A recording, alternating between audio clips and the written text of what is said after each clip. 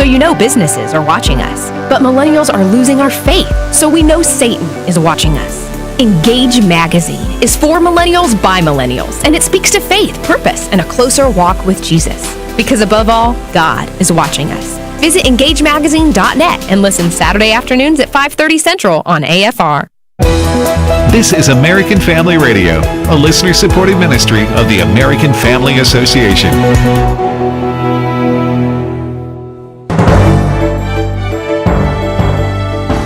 For American Family News, I'm Chris Woodward. A religious organization whose 17 missionaries were kidnapped in Haiti almost a week ago defended its work in dangerous places today. The statement from Christian Aid Ministries comes as U.S. and Haitian authorities keep working to secure release of the 12 adults and 5 children, including an 8-month-old, who were kidnapped October 16th near the capital of Port-au-Prince. A statement from Christian Aid Ministries says, occasionally we are asked why our workers were in Haiti. We want others to enjoy the joy, peace, and redemption we have experienced. Find more on this story at afn.net. Persecution in India is rampant, but Christians are insistent on spreading their faith. More on that from Charlie Butts. Hinduism is the predominant faith in India, while only 2.3% of the population is Christian. And so far this year, there has been an increase in violent incidents inflicted on Christians. Open Doors USA ranks India 10th on its list of countries where persecution is taking place. Spokeswoman Amy Lamb tells AFN one factor is a rise in Hindu extremist groups. Some of this extremist content is being fueled by social media platforms that are surfacing it and even driving increased levels of engagement with it, to the point that more and more people are exposed to misinformation about the influence of Christians or religious minorities in those communities. Another factor is anti-conversion laws in some states that make it illegal to force or entice people to convert. But it's wildly misinterpreted.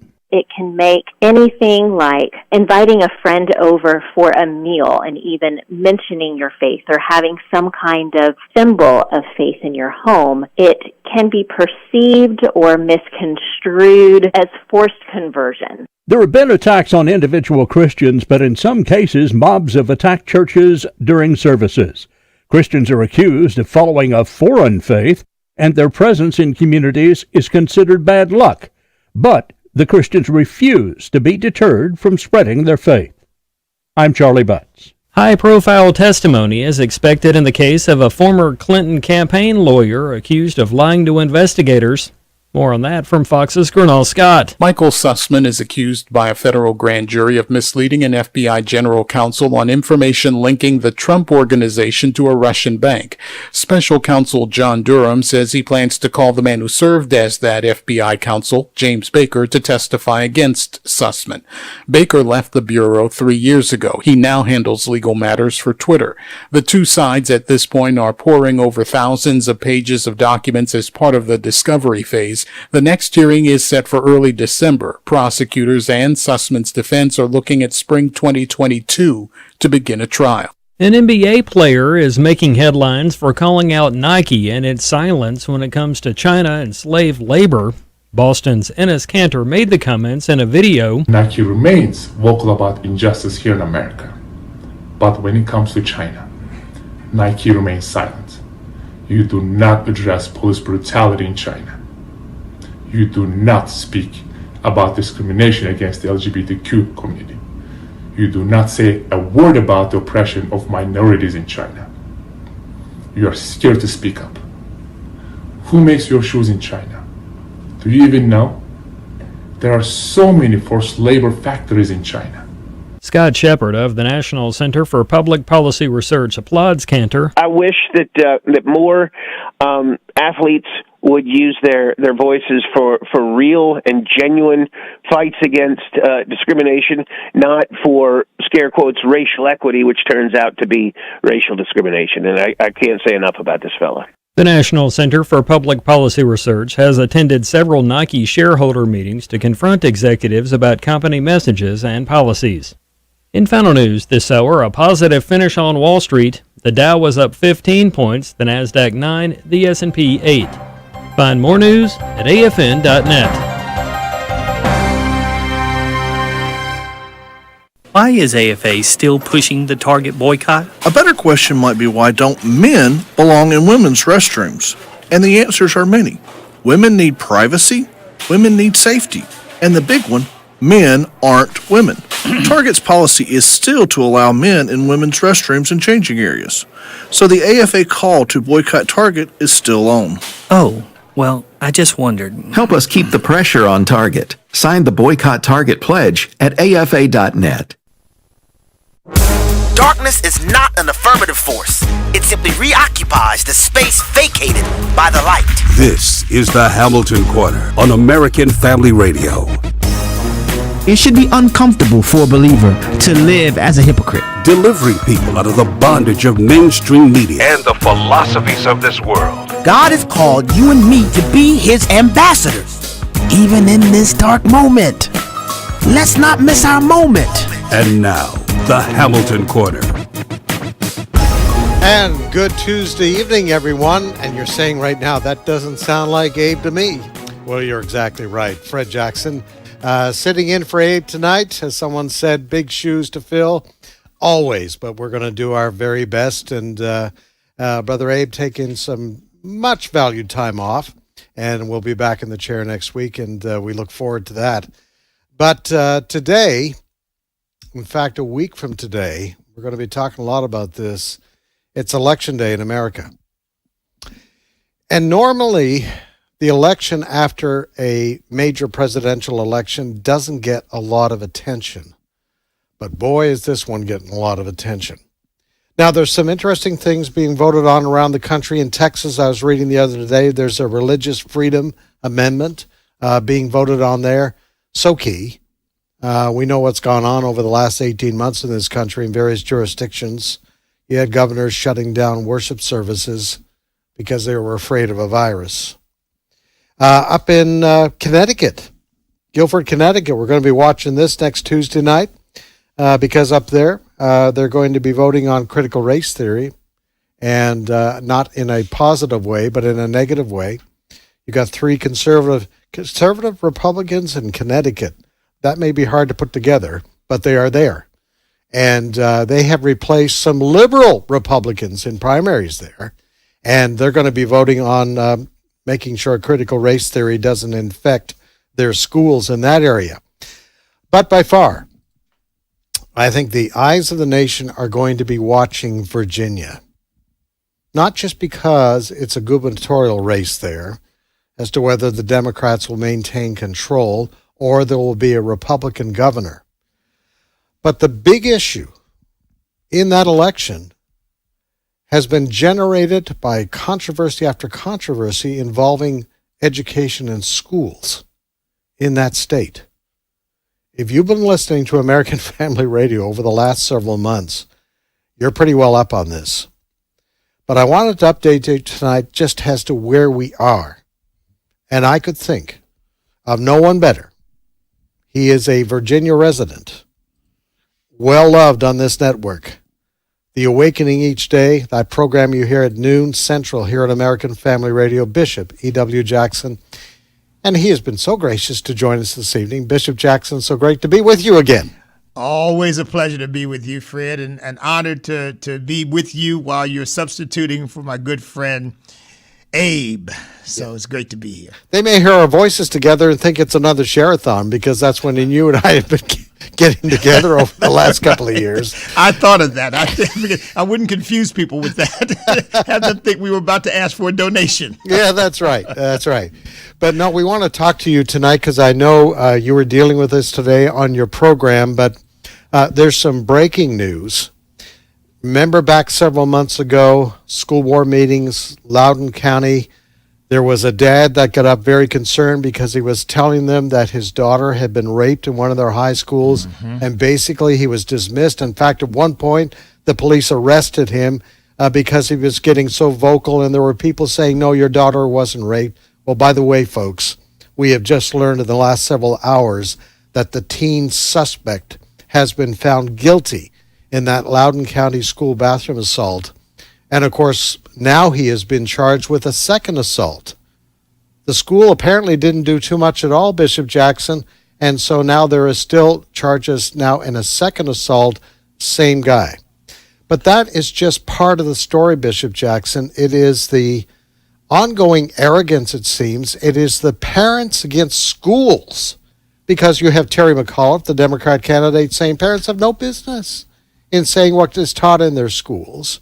And then you have school board that basically says, get out of here. You have the School Board Association of the country going to the White House and saying, hey, we're worried about domestic terrorism because there are school parents that don't like us. And the White House sicks the Justice Department on parents there because of what's going on. So, Bishop Jackson, what I'd like you to do is bring us up to date on where we are tonight. We're just a week away. President Joe Biden is being brought in by McAuliffe tonight to try to lift the spirits. I'm not sure that's a smart political move, given the president's ratings right now. But bring us up to date on how things are there in your home state of Virginia. Well, Fred, I would just say bringing in the president at this point is just brilliant to me. I just think it's just great. You know, let's from a conservative point of view. Right. You know, and everything you've said, of course, Fred, is true and accurate.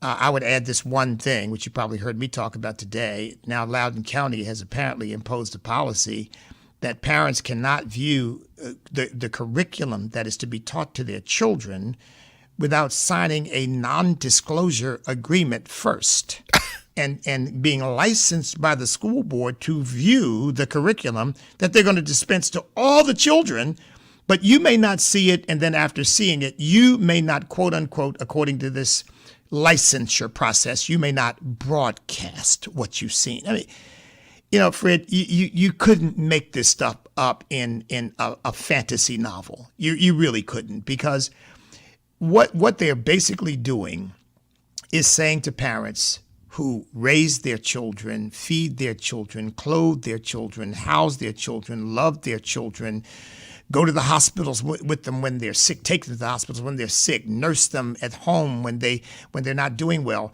But the arrogance of saying to parents, you have nothing to do with what we teach your children. That's our business. That's between us and your child, and you have nothing to do with it. You know, we even have a law in Virginia now, since these Democrats have taken over.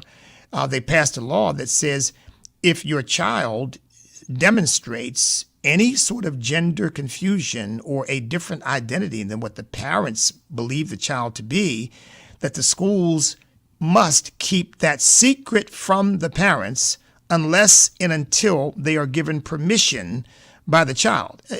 I mean, this stuff just gets worse and worse and worse, Fred. And I think what is happening as a result is people who were non-political, apolitical, just as most Americans are, just trying to live their lives, raise their children, do their jobs, build their businesses, suddenly realize that the people that they thought they were entrusting their children to are their enemies, that they don't like them, that they think they're an irritant, and they would like to shut them up, so much so that, as you know, they wrote a letter to the president asking him to call on the FBI and the Secret Service to investigate these parents for widespread domestic terrorism. Of course, they've apologized for that. But so Fred, I think we are poised to see a tsunami of reaction by voters in Virginia all across the board. Democrats, independents, Republicans saying no to what they view as an out-of-control school bureaucracy.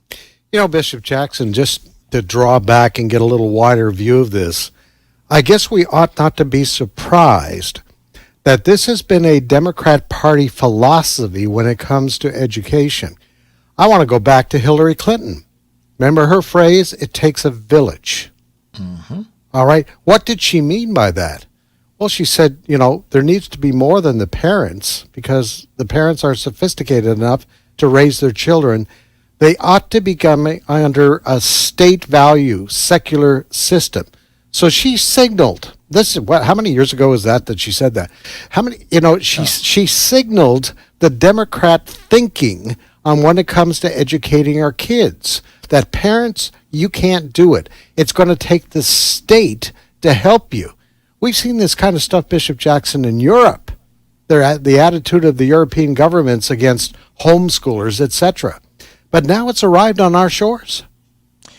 It has, Fred. And look, there is no question this is Marxist influence. And if you would ask the average person on the school board at Loudoun County whether they were Marxist, they would probably deny it and say, oh, no, we're not.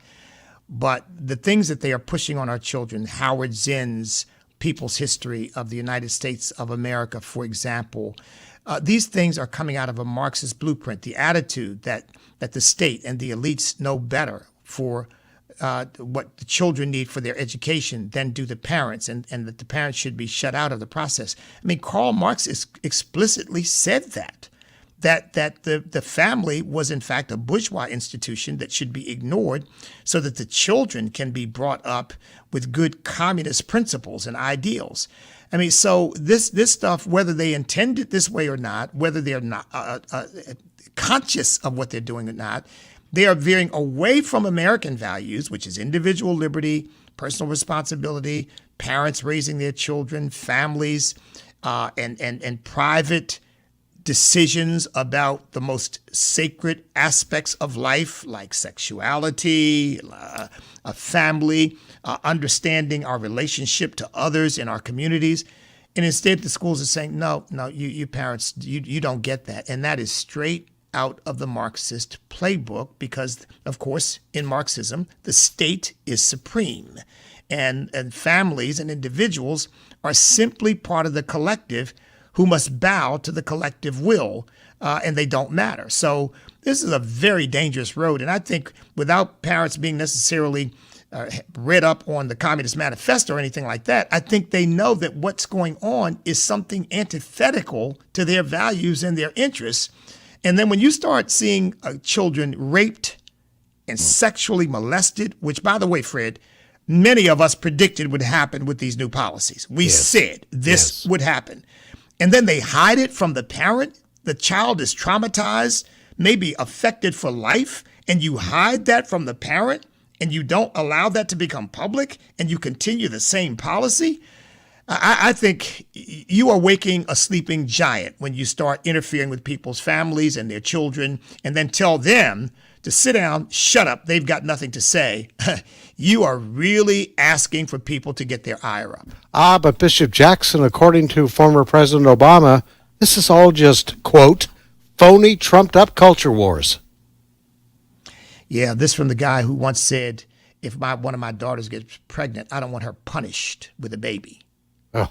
So, and this from the guy who believed long before Ralph Northam ever said it, he championed this idea in Illinois against the Born Alive Infant Protection Act. He said that if a woman and her doctor intended to abort the child, the fact that the child is born alive doesn't change that, and that the child should die. Now, I'm not exaggerating. I'm not making it up, Fred. So when he comes up and ridicules parents and says, you know, it's made up culture war stuff. I mean, I just dismiss him out of hand because, in my view, he doesn't have any authority to even speak on the issue. And it just goes to show his attitude toward family. I mean, he is, again, it's more of a Marxist attitude than it is the attitude of an American man and father who loves his children and wants his children protected. I mean, to tell me, here, I always wonder, Fred, I've got 2 daughters. If somebody sexually molested one of my daughters, you would have to restrain me.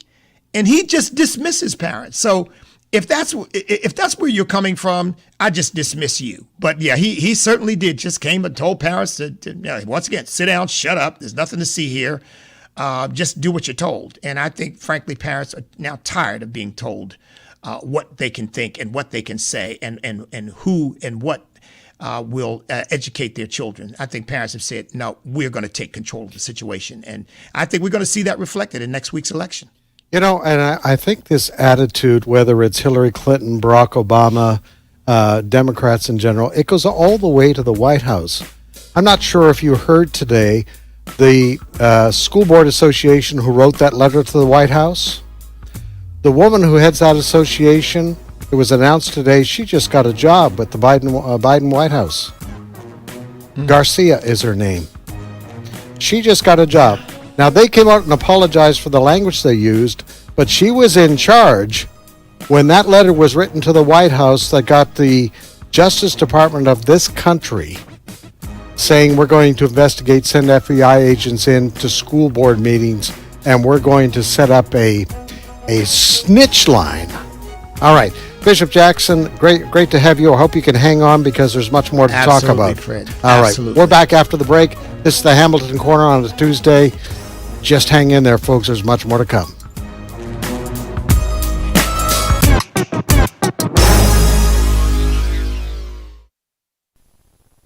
Okay, some good news during a challenging time for everybody, and this could really help. You may know hundreds of thousands of people have already made the switch to MediShare, which is the affordable alternative to health insurance. And with so many people looking at how they pay for healthcare right now, seeing premiums going up or the cost of COBRA plans, MediShare has a special offer and a lot of people are taking advantage of it. Simply apply by October 30th and they will waive your new member fee. That's $170 savings. And of course, that's just a start. The typical family saves $500 a month after making the switch. MediShare is a Christian community that has shared over $4 billion in medical bills, and it's worked beautifully for decades. I'll give you the number here in a second, and if you call, you can get a price within 2 minutes. Just tell them the promo code SHARE to get your additional savings. Here it is. Call 833-44-BIBLE. That's 833-44-BIBLE. 833-44-BIBLE. Here's Dr. Carl Trueman from the American Family Studios documentary, The God Who Speaks. What does the Holy Spirit really do in my life? The Holy Spirit primarily convicts me of the presence of Christ. The Holy Spirit is the means by which I'm united to Christ and the means by which I'm convicted of the presence of Christ in my life. I can be emotionally broken if that conviction is of a particular sin that I have. Maybe it's not a directly emotional thing all the time. Maybe sometimes it's a profoundly intellectual thing that I suddenly become certain of the truth of the Lord Jesus Christ. Now, some people might say that all sounds rather irrational.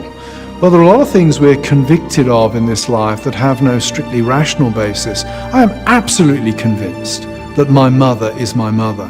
How do I know that? She's my mother. Visit thegodwhospeaks.org.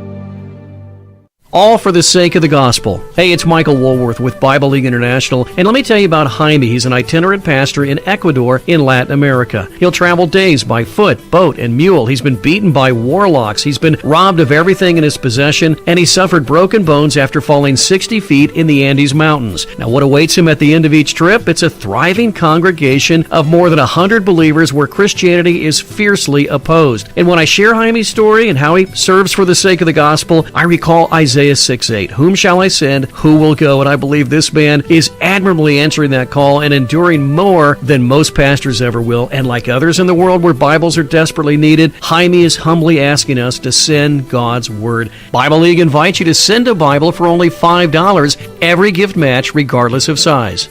Call 800-YES-WORD, 800-YES-WORD, or click sendbiblesnow.org. That's sendbiblesnow.org.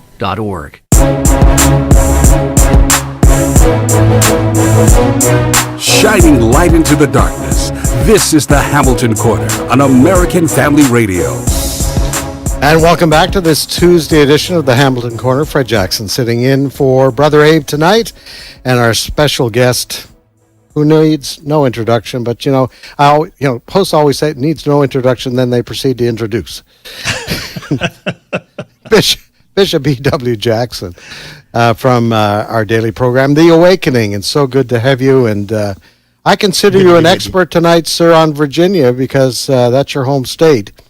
Now, you don't live in the North. You might want to explain that to our listeners. There is a political difference, a geographic difference, obviously, but a political difference between North and South. Explain how all that has happened. Absolutely.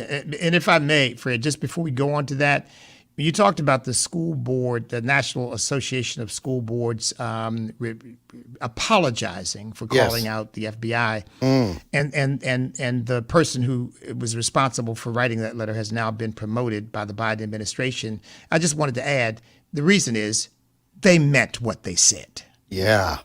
and the administration agreed with what they said. And so the apology is because they see the politics of Virginia going wrong for them, and they're now trying to cover themselves. But they meant exactly what they said the first time. So she's been promoted for saying it because they are all in agreement with it. So now on to Virginia. Yeah, Virginia is interesting. I say in some ways it replicates the entire country because you've got, in effect, the eastern seaboard of Virginia, and then you've got the western and northern parts of Virginia, which includes, of course, the Washington, D.C. area. And both of those are very urbanized and also vote overwhelmingly liberal. Okay. And then you've got the vast middle of the state that votes primarily conservative. When I ran for lieutenant governor, I won 75% of the counties. Mm-hmm. But the three of the largest counties in America, let alone in Virginia, are up in Northern Virginia: Fairfax County, Loudoun County, and Prince William County. And they have trended over the last decade. Really, it started probably 15 years ago. They have trended very, very liberal. And some of those precincts up there literally vote 9 and 10 to 1 Democrats. So that's part of the challenge that Virginia faces. I believe that can be overcome with a massive turnout by the vast middle, by the people all across the Commonwealth who believe in traditional values, love our country, believe in the Constitution, want our children educated, not indoctrinated.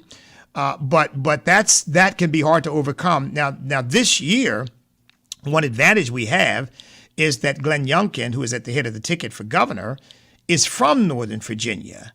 And he has gotten an audience there. And if you add that to the fact that they've stirred up the Northern Virginian soccer moms or suburban moms with all of this radical stuff about what they want to teach children beginning at preschool, I think you've got a formula for a real shift, even in Northern Virginia, which is going to make it much easier for the Republican ticket to win. And I would add this one thing. The minority vote, the black vote in Virginia is 20% of the electorate. And Fred, I myself am doing some advertising to help these communities understand the disservice that is being done them by these leftists who really don't respect parents and don't respect their desire to have a good education for their children, don't respect the need for public safety in their communities where their children are being shot down in the streets and it barely gets a mention in the mainstream media. So I think you've got a formula for seeing a major shift, not only in Northern Virginia, but in the black and other minority community voters in Virginia as well. Did Terry McAuliffe, the Democrat candidate, miscalculate the reaction when he said parents shouldn't have any say in what their kids are being taught? Did he think that was just the thinking of Virginia, or was it just a moment in that debate back a few weeks ago when he forgot there was the reality that mom and dads, whether they're liberal or conservative, love their kids and are concerned about what their kids are being taught? Fred, I think that they live in a bubble in which they're talking to each other. And I call this a cult of unreality, where they believe that the stuff that most people look at and say, well, that's crazy. That doesn't make sense. But they believe that that's what everybody else believes, because when they talk to each other, they all affirm each other's belief in what other people would consider to be disconnected from reality. So I think that their attitude is, and you said it earlier in the program, they believe this for a long time, that parents generally are a bunch of rubes who really they're not experts in education. They don't know what their children need, but the experts know that, and they'll take care of that. And that most people understand that. And I think when he said that, Jesus said, out of the abundance of the heart, the mouth speaks. I think he said that just thinking, well, isn't that the way most people think? Yeah. And he got a rude awakening to find out that little bubble that he lives in is not where most people live. Bishop Jackson, you kind of just touched on that, and that was where I wanted to go next. Behind public policy becomes a demonstration of spiritual values. And I think what is being demonstrated there in those counties of the northern part of Virginia and the arrogance that we've seen in the Democratic Party, as I say, over the years, is actual part of a larger spiritual battle that's going on in this country right now. Am I exaggerating when I say the education system? Now, I know there are Christian teachers that teach in public schools, and they're doing their very best, just as there are professors in universities who are Christians, and they're doing their very best. Overall, general statement, what I see, and Satan is clever, he has taken control of an education system to draw souls away from the living truth of Jesus Christ. Fred, my wife taught in public schools for 20 years. She loved those children. She prayed for them. Couldn't do that out in the open, but she prayed for them, did her very best to make sure that they were educated. But the system was constantly trying one thing after another, trying to figure out how to solve the problem of failing students. Why aren't they learning? Why aren't we able to educate them? Because they couldn't or wouldn't deal with the underlying problem. I mean, the ultimate underlying problem is when you kick God out, you can't expect to prosper. Yeah. And that's essentially what the public school system has done. That's what the Supreme Court did back in, 1963. They kicked God out of the process, and then they wonder why they can't prosper. It's often been said when somebody my age was going to school, the big problem that teachers had was chewing gum and or throwing spitballs or that kind of thing. And now the problem is kids coming to school with guns, killing each other, or drug addicted with fentanyl and or committing suicide. Because you can't, it won't work without God. And then the other thing is the breakdown of the family since the 1960s, and you're dealing with a lot of kids who've got issues because there's no father in the home. Their mother's situation is often unstable. I'll give you one example. My wife told me one time that two women walked in, and one of the boys in her class pointed at the two women and pointed at one of the women who was with her mother and said, with his mother, and said, "That's my daddy." And you can imagine what the kids did when they heard that. Of course, they laughed and made fun of it because it just didn't make sense to them. But that's the unreality that is now being pushed not only on the culture at large, but even on young kids, too young to grasp this kind of confusion. And so, yeah, it is a spiritual battle. There's no question about it. Breitbart said politics is downstream from culture. Fred, I believe that culture is downstream from the spirituality of a nation. Amen. And when the spirituality degenerates, the culture degenerates. And I think that's what we're witnessing right now. I've thought about this over the last 18 months, that somehow God has taken this pandemic, which we know allowed parents, because students were learning from home, and parents were looking over the shoulders of the kids. And all of a sudden, the parents are, what? What are you teaching my kids? I didn't know anything about this. I didn't know critical race theory. What is going on here? And then you have a Terry McAuliffe that comes along and says, yeah, but you don't have any right to have a say in what your kids are being taught. You bring all of that together, and I just see the Lord perhaps giving this country another chance and he's saying, wake up, America, wake up, Virginia, wake up, America, because this is a spiritual battle and you better get engaged. Scripture says we have renounced the hidden things of dishonesty whereby men lie in wait to deceive. People keep things in the dark because there's something wrong. And that's what's been going on. You're right. It's been going on in our public schools. And thank God, even though we don't thank God for COVID, but thank God that it allowed some things to be exposed that parents were not aware of. And now the cat is out of the bag and you're not going to be able to put it back. I think from this point on, parents are going to be vigilantly watching what these school systems are doing. And I think this is the kind of thing that could lead to parental choice in education, as well to reform in the curriculum itself. And, and I've always said, Fred, if if our founding fathers thought it was important to pray to pass the Constitution, how can it be unconstitutional to pray and to acknowledge God? They did. Yeah. How can it be that the nation that they created shouldn't? Yeah.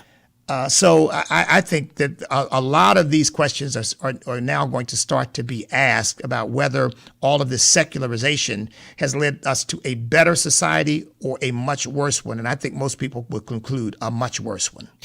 Bishop Jackson, we only have a few minutes left with you, but I want to go back to something you just mentioned a moment ago, what came to light just in the last 24 hours, that Loudoun County Public Schools are requiring parents to sign a non-disclosure form in order to view the district's new curriculum. People should know that the new curriculum comes by the name of, or comes from a licensed user of Second Step programs, which the Daily Caller described as a branch of the left-leaning nonprofit organization Committee for Children. Now, lest you think that this is a curriculum only in Virginia, according to the Daily Caller, Second Step is used in a slew of other districts nationwide, including in Washington, Chicago, Illinois, Utah, Austin, Texas, Florida, Denver, Colorado, Lexington, Kentucky, and more. Now, we have stations in most, if not all, of these areas, folks. You need to be aware. You need to check with your school board immediately, because this curriculum, this very secular, anti-Christian curriculum, may be in a school, and maybe this list I just read is not an exhaustive list. It could be elsewhere. But you need to ask the question, folks, is my school district looking at Second Step programs? Because according to a teacher in Utah who quit when this Second Steps SEL programming was brought in, this teacher, his name is Sam Crowley, said in his resignation that he could not in good conscience present material that, quote, teaches students that their parents are roadblocks to their goals, material which contains propaganda and encourages students to become activists. You know, Terry McAuliffe said back in 2019 that he said, and we think we have that clip. Clip 3. Could you play that for us, Bobby? Clip 3. This is Terry McAuliffe, who's running to be governor for the Democrats. In 2019, this is what he said. And I make the point that we've got to do a better job in our education system. We've got to go back K to 6. Early on, we've got to start teaching, talking about these issues much earlier than we've done it before. And we don't do a good job in our education system talking about diversity, inclusion, openness, and so forth. We don't.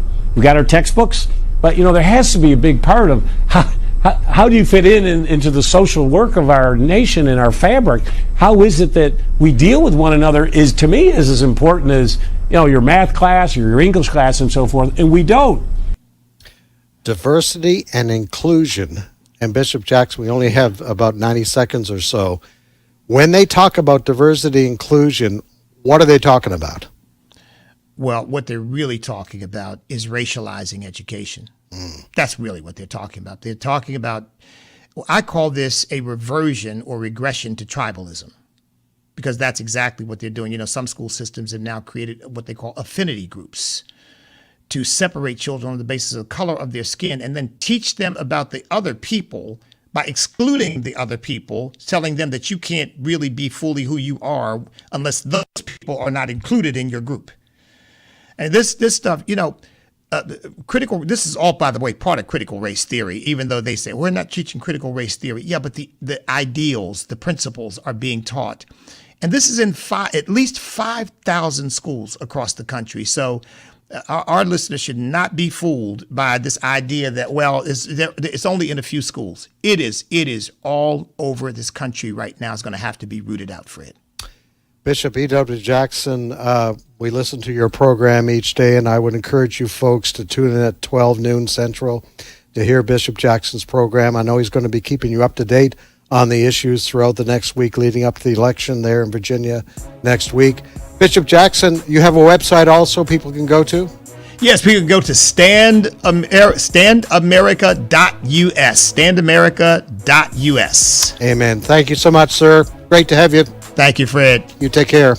All right, folks, time to hear from you. 888-589-8840. 888-589-8840. What are you learning from this Virginia election campaign? Are you up to date on what your kids are being taught where you live? You should be, folks, because this is all part of a major spiritual battle going on in this country right now. And as Christians, we better be aware. 888-589-8840. This is the Hamilton Quarter. Fred sitting in for Abe. We're back right after the break.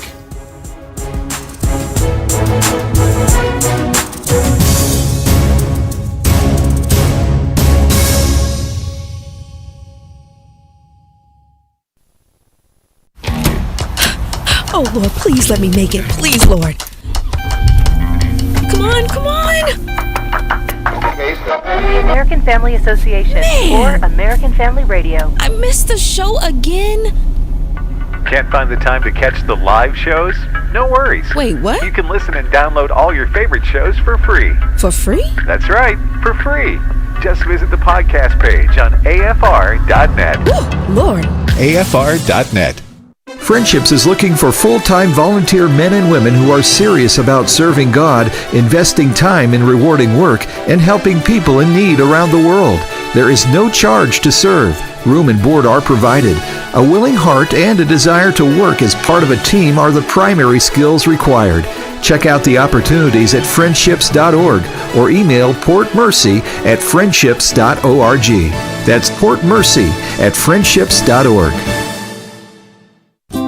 The following are real-life stories from Trinity Debt Management. My story begins with debt, a lot of debt. I used my credit cards as a source of income. It was not a good situation. I couldn't pay my bills. The interest on the cards was really high. If you're in debt and you need help, call Trinity at 1-800-788-1813. I initially was scared to call, and immediately I felt relief. They contacted all of our creditors, and they put us on a plan for success. Trinity will consolidate your accounts into one easy-to-manage monthly payment, reduce your interest, and possibly improve your credit score. You'll save thousands. I've been able to pay off close to $15,000. We're doing a lot better. Please pick up the phone and see how affordable and easy it is to pay off your debt. It's a godsend. We're debt-free for keeps. Call Trinity at 1-800-788-1813. That's 1-800-788-1813. Hello, Americans. I'm Todd Starnes. Stand by for news and commentary next. My goal as a teacher is to impart knowledge and then be able then for them to take it and turn it into wisdom. As we teach, I think, okay, 5 years down the road, how will the material that I am teaching them really affect their lives and their careers? Hi, Todd Starnes here. Truett offers biblically centered degree programs. Check out truett.edu/Starnes. Americans are pushing back against the government's intrusion into our civil liberties.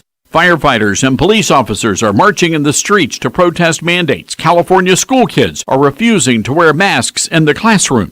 Family-owned businesses say they will not enforce vaccine paper regulations. And many parents are finally holding school boards accountable, demanding classrooms be cleansed of critical race theory and radical sex education lessons. We the people are fighting back. Happy warriors determined to make this a more perfect union, proving that when good-hearted patriots stand together, we can change our nation. Back in 1787, Benjamin Franklin was asked what sort of government we had in the newly formed United States of America. His reply echoed through the centuries, a republic, if you can keep it. And in recent days, I'm encouraged that we are indeed going to keep the republic. I'm Todd Starnes.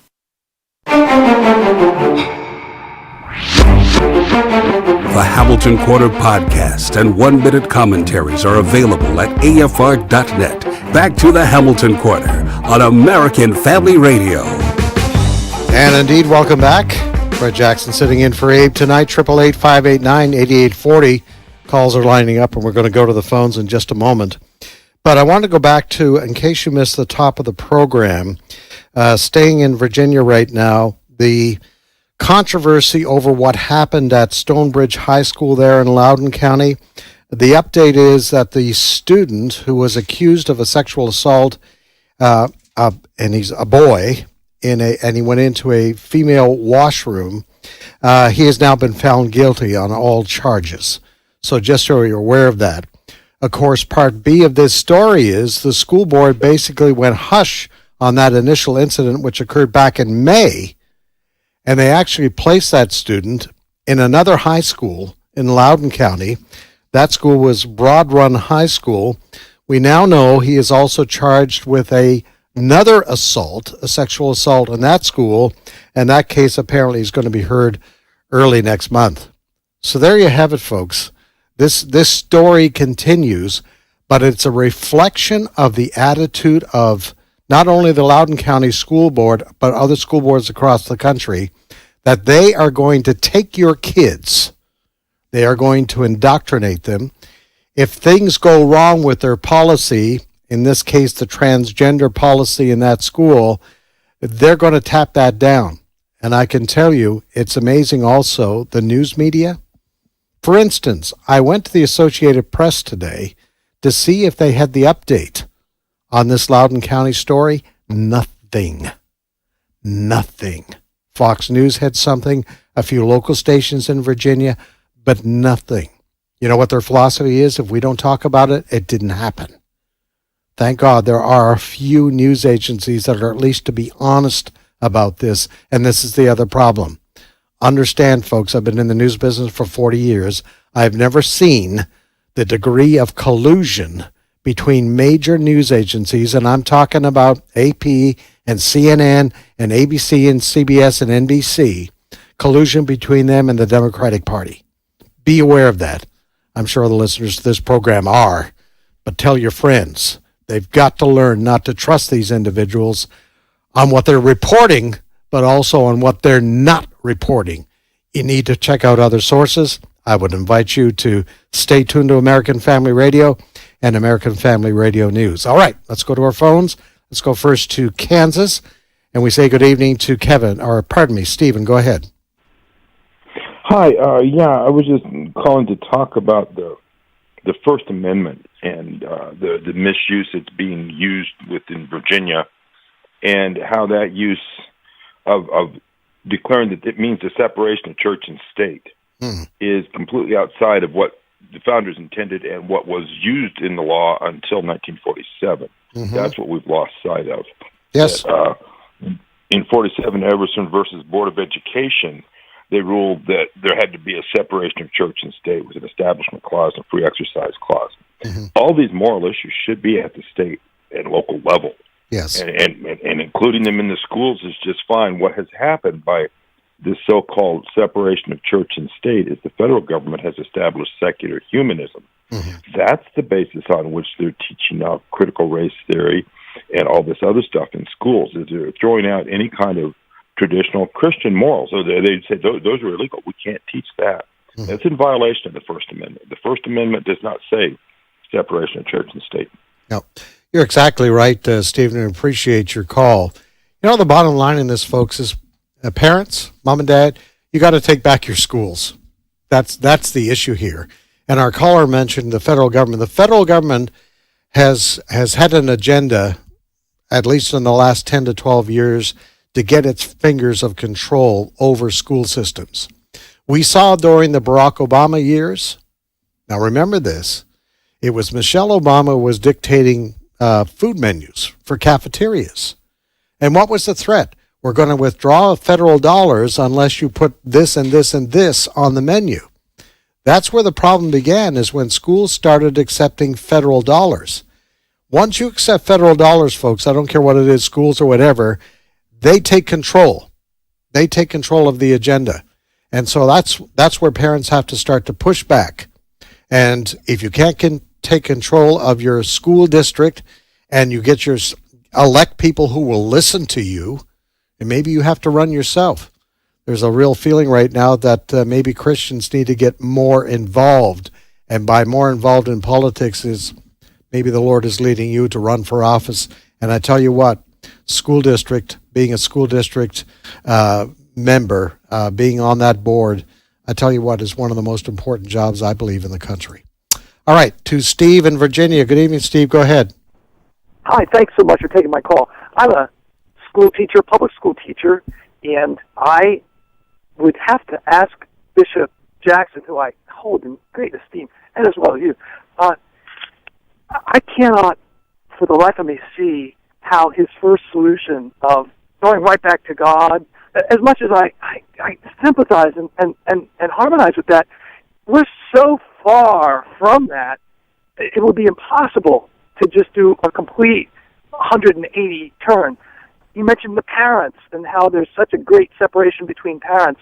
I see that every day, but what would be a practical first step? I'm not denying that you would suggest even contemplating, let's go back to God, but that's impossible. I will say that as a high school teacher in a very conservative district. I just need to get clarification. You're taking issue with trying to put godly values back in the school system. I just want to make sure I'm understanding you. Oh, no, godly values is one thing, but that would be wonderful. But once you mention God with a capital G, the Judeo-Christian, the God of the Bible, Jesus Christ, you are completely slammed shut. That is not a place that you can go to. Well, I would think maybe an alternative, and I appreciate you bringing this up. An alternative would be school choice. That's not a new thought. That the money that parents put into taxes should follow them wherever those parents decide to put their kids. That's the problem. I remember back a few years ago in Washington, D.C., again, not a conservative bastion, but I think it was during the Barack Obama years, that people in Washington, D.C. wanted a voucher system, and Barack Obama denied it. And the level of hypocrisy in that was absolutely incredible because he sent his own girls to a private school. So I think the alternative here, if you believe you can't put godly values back into a school system, the alternative is, okay, let's get another school going and let's take our taxpayers' dollars, Mom and Dad, and let's put the $6,000 or $7,000 into that school. But unfortunately, you have political opposition to that, and now we know why. Because they're afraid of teaching kids godly values, because that involves honesty, that involves truth, that involves biblical truth, and we serve a God who does not change. But Steve, I do appreciate your point of view on that. All right, let's try to get as many calls in as we can. Indiana. Good evening, John. Go ahead. Yes, Brother Jackson, I believe that right now the White House and even the Democratic leadership in Congress is really soft-pedaling things. I think the mask will come off after Halloween, and the gloves will come off after the Virginia and New Jersey elections are through, whether that means rescinding the filibuster rule or whether it means packing the court, or particularly this ASHA mandate that he's not yet promulgated as a direct order. I think he's holding off on that because he doesn't want the unpopularity to come out where it might influence a couple points in the elections that are close. Yeah, I think you're probably right. There is some backing off at the moment until the Virginia election is held next week. But I think we have seen enough in the last 8 or 9 months to know what the agenda is in all of this. We have an absolute crisis on our southern border that Joe Biden invited when he was a candidate. Remember what Joe Biden said when he was a candidate? I'm going to invite a surge. All right? So we have tens of thousands of people coming across our southern border. And by the way, they're not checked for vaccinations. All right? That's just you and me. But they're not checked for vaccinations. They are bringing, and the fentanyl problem, back 2 years ago, I think they were talking fentanyl in pounds. Now we're talking tons coming across our southern border. That's just a southern border crisis. You've got Afghanistan. What a disaster there. You've got the economy. You've got inflation, gas prices, food prices going up. There are solutions to all of this, but I think it honestly goes back to the government, this government, the Biden administration is exercising what the Democratic Party has wanted for years, is total control over the population. And I think you're right. But Virginia is very important. Let's take one battlefront at a time, and let's see what happens there. Matthew in Texas, good evening. Go ahead, sir. Yeah, thanks, guys. I'm calling because I want to maybe take exception with a critical item here, and that's what I think is in the church. In the Christian church, we are missing the root problem here, and that is over the last couple of generations, Christian parents have been negligent to do what the Lord has commanded with respect to our kids. It's not about taking back our schools, it's about taking back our kids. And this might sting for a few Christian moms and dads to hear on the radio today, but what is not clear about Deuteronomy 6, what is not clear about Titus 2:5, when it comes to the primary role of parents being their kids' educator, being their protectors. Vodi Bakum, who's used to be a local pastor here, has a great line, which is that when you send your kids to Caesar, don't be surprised when they come back looking like Romans. Yes. And I don't think, like your previous callers, two calls said, the system's broken. We need to go back to God's system. Yep.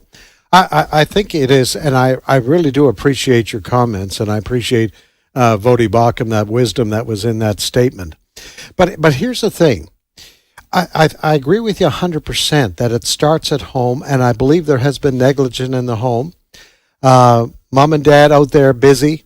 They've got their careers, and they're spending time away, and mom and dad get home in the evening. They're tired. They're exhausted. And basically all they want to do is, cook up some dinner, do the wash, and go to bed. So I think there's been a problem in our culture. We're so busy with things that we are neglecting, and this is where I agree with you, the most important things.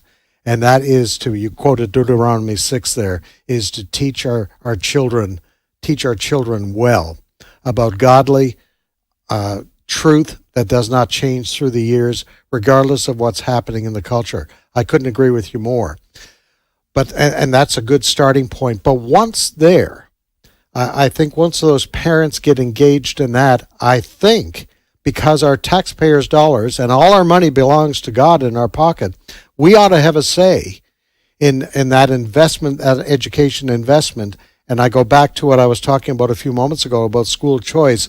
If your local school district will not listen, if you can't get good people in those school boards that will listen to the parents and what they want, then you take your money and you go elsewhere.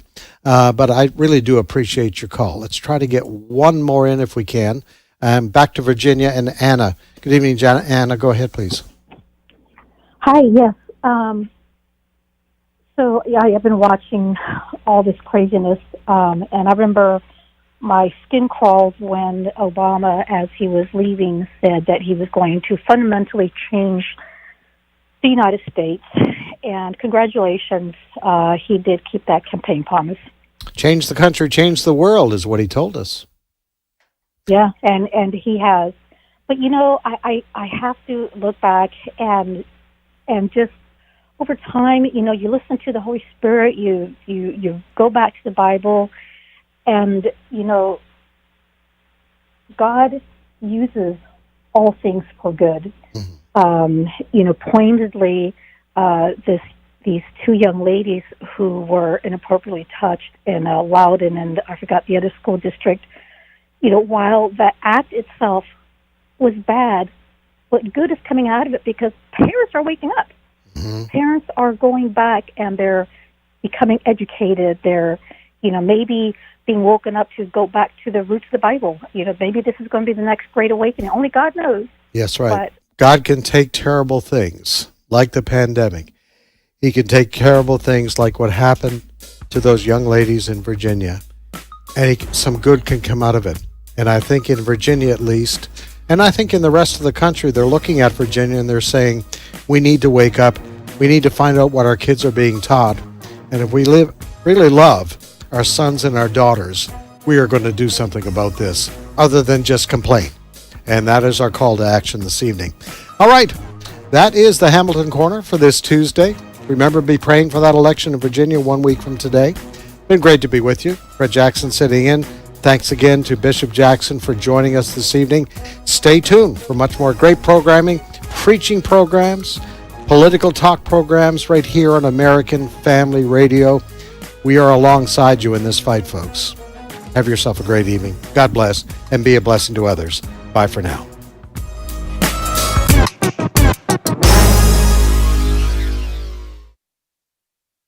The views and opinions expressed in this broadcast may not necessarily reflect those of the American Family Association.